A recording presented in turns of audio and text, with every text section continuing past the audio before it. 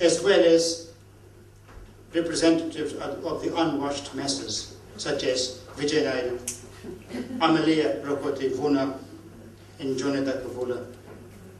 This emphasis on islander participation, dissolving differences of hierarchy and status, typically wrong. The problems of development were considered from a variety of perspectives: anthropological, sociological, economic, historical, political. This too was pure wrong, assertively multidisciplinary. We, the people of the Pacific, said Amelia, are in the enviable position of being able to make a choice, since most of our nations are just beginning the journey of nationhood.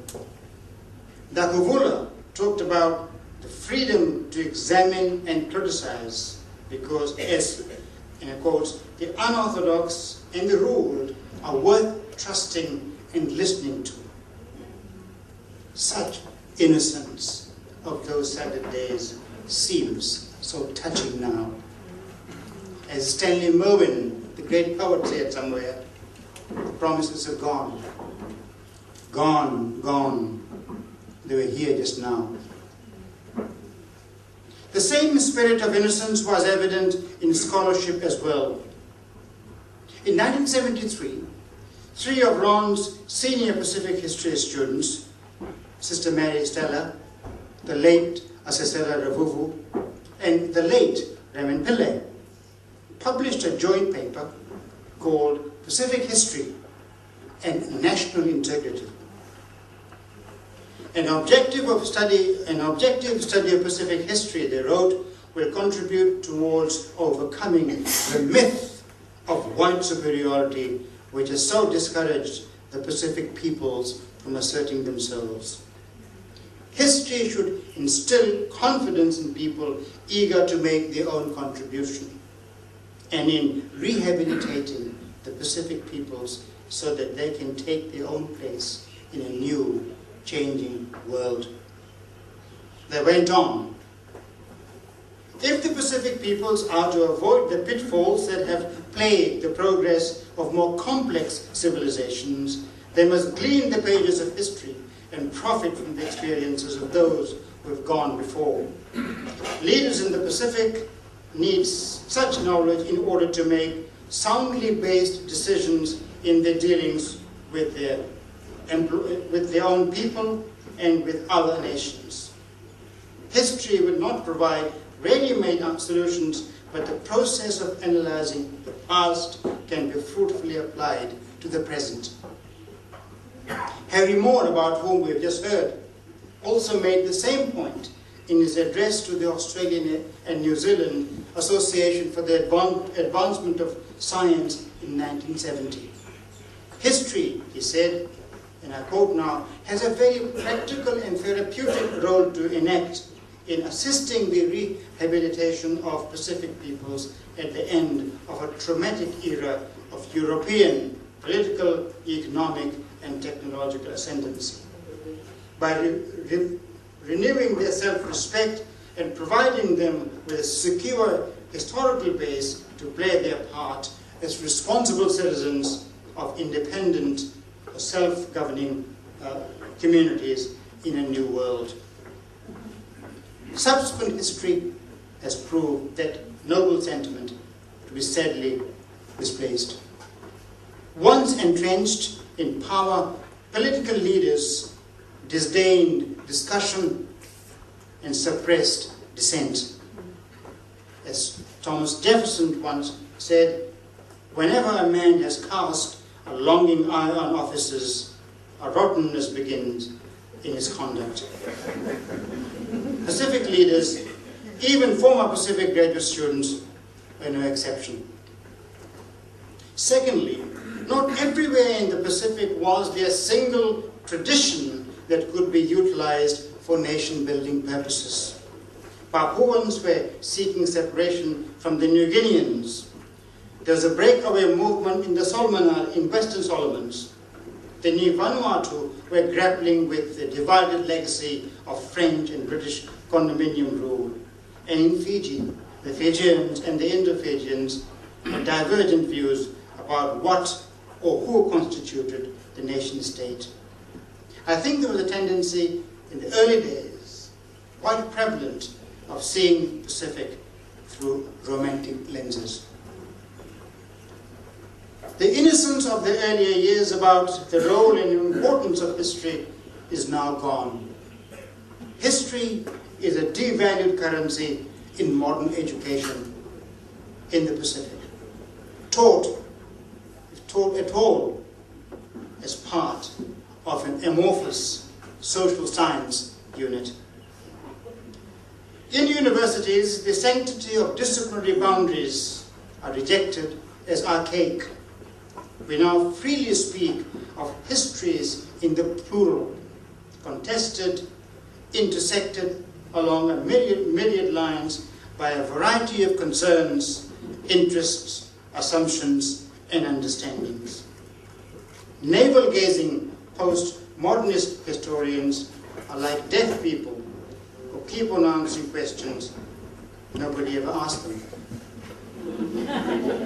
Doubt in small doses is good, but it can be dangerously disabling when taken to extreme.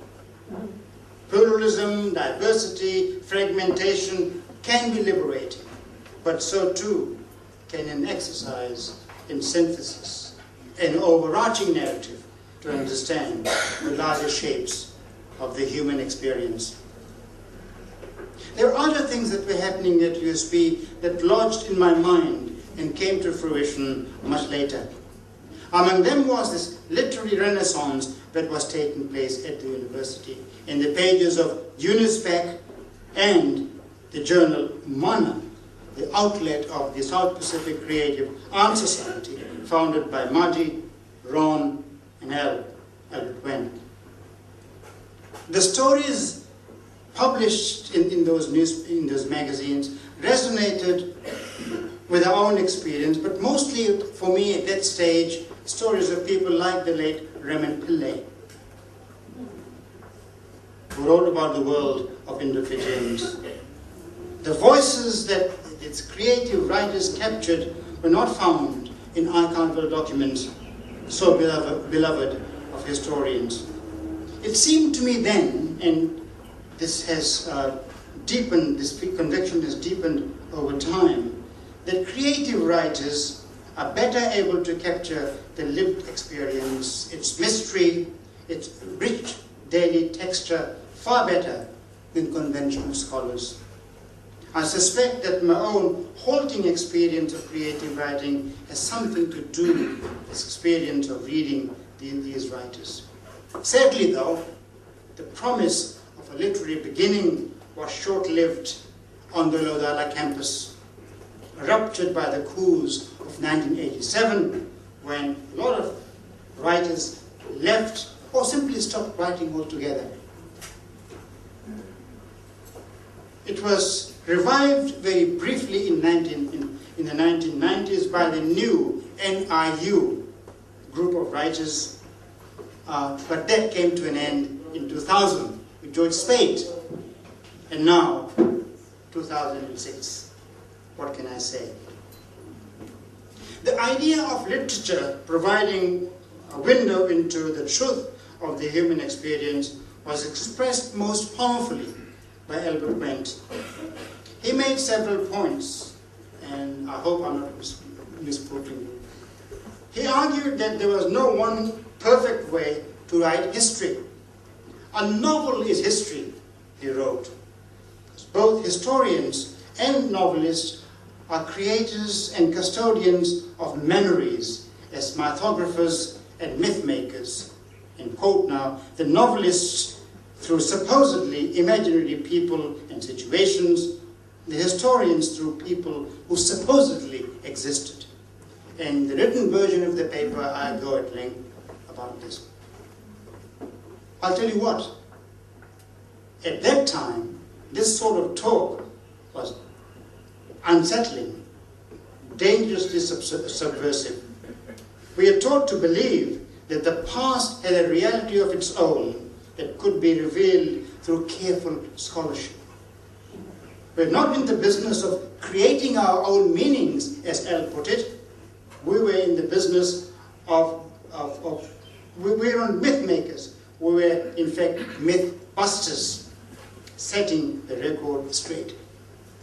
Over time, I have come to accept the essential truth of L's contention, though perhaps not all of it yet. We live within our own histories that we write, not outside it.